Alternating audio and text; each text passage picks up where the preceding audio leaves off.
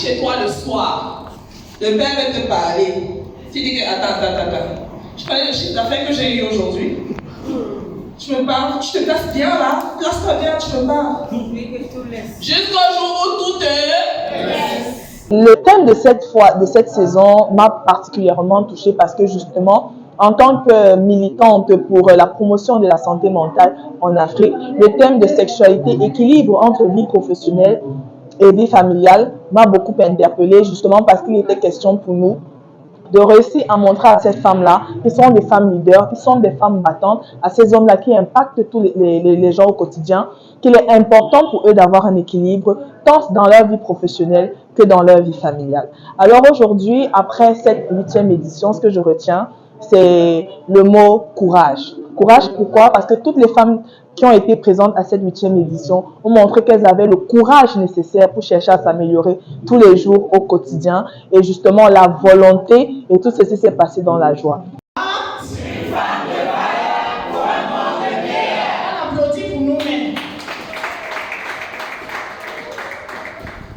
La pornographie et les sex toys ont deux revers.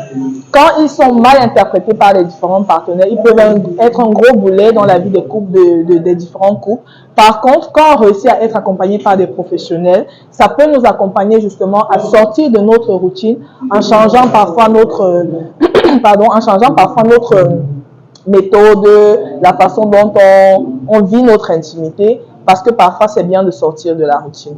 Donc, les sex toys peuvent aider à pimenter souvent la relation, à ajouter quelque chose de nouveau qu'on n'a pas l'habitude de faire, des objets qu'on n'a pas l'habitude d'utiliser. Bien évidemment, il n'est pas question de les introduire pour l'utilisation régulière, mais de temps à autre. Et la pornographie, pourquoi pas? Elle permet de stimuler la libido, surtout lorsqu'on la regarde en couple et surtout pour que...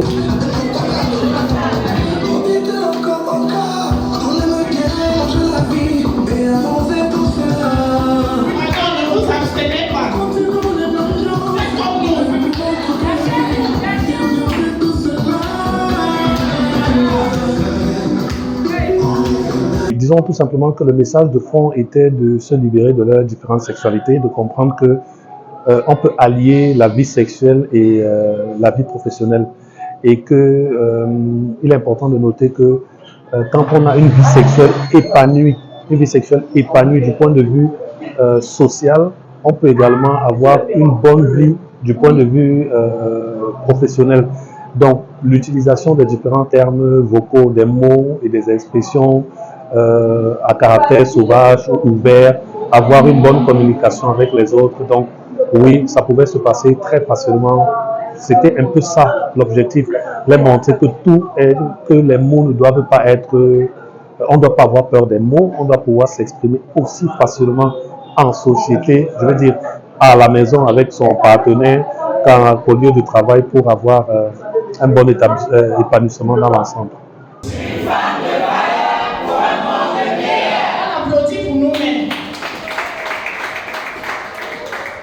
Niango d'Impact, c'est un programme mis sur pied pour parler à la femme, pour impacter la femme, pour la capacité à prendre conscience de son potentiel, à mettre au service de l'environnement tout ce qu'elle a en elle. Voilà ce qui m'a séduit dans ce programme.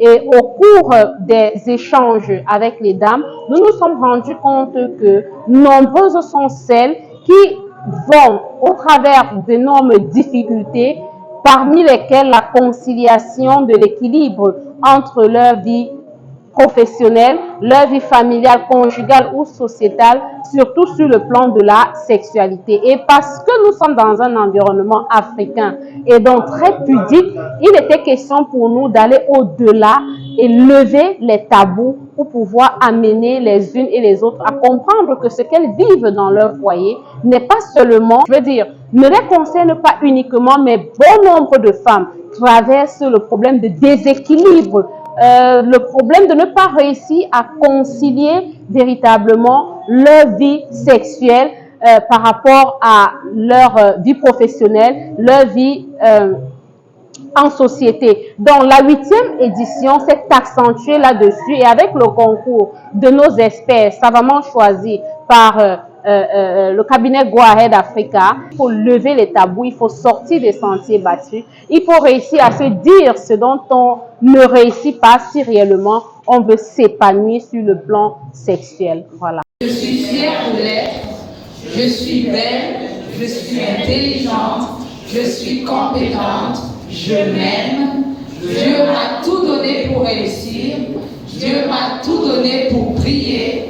Je suis créative, je suis positive, je suis dynamique, je suis audacieuse, je suis déterminée à impacter le monde.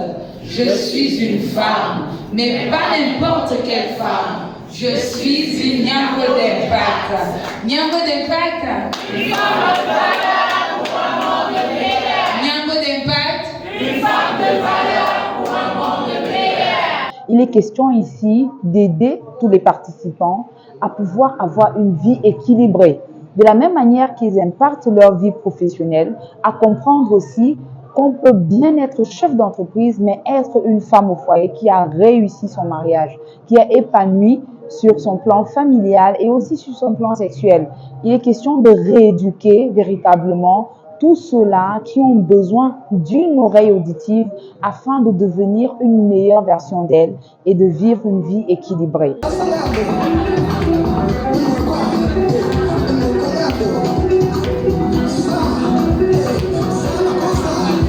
Aujourd'hui, pendant la formation, on fasse comprendre qu'il faut faire une sorte de dissociation entre la vie professionnelle et la vie de couple, ce qui est très important parce que à travers les petites formations que j'ai eu à écouter, je comprends aujourd'hui qu'il y a toute une sorte de prérequis avant l'activité sexuelle que je ne savais pas.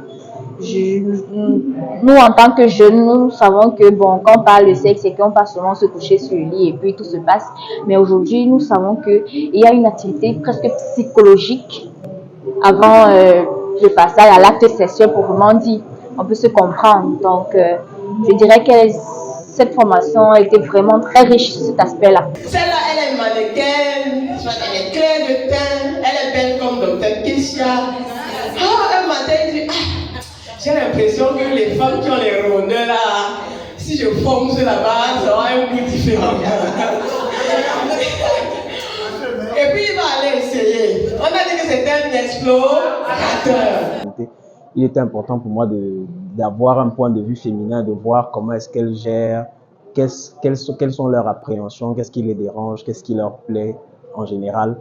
Et je pense que c'était très intéressant. C'est intéressant parce que on découvre à ce moment-là des femmes qui ont aussi les mêmes envies que les hommes et parfois aussi des petits désirs cachés qu'elles n'expriment pas forcément. Donc c'est quelque chose d'intéressant. C'est la raison pour laquelle j'ai décidé de participer en fait à cette expérience.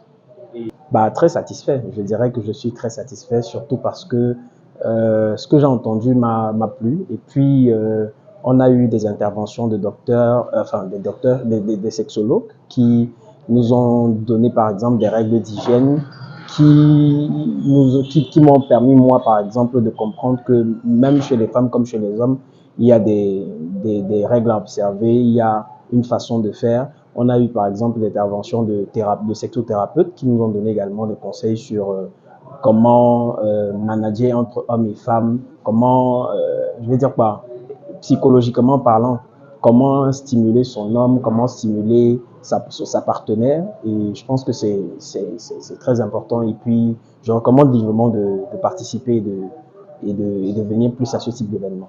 Nyambo d'impact, une femme de valeur pour un monde meilleur. Nyambo d'impact, une femme de valeur pour un monde meilleur.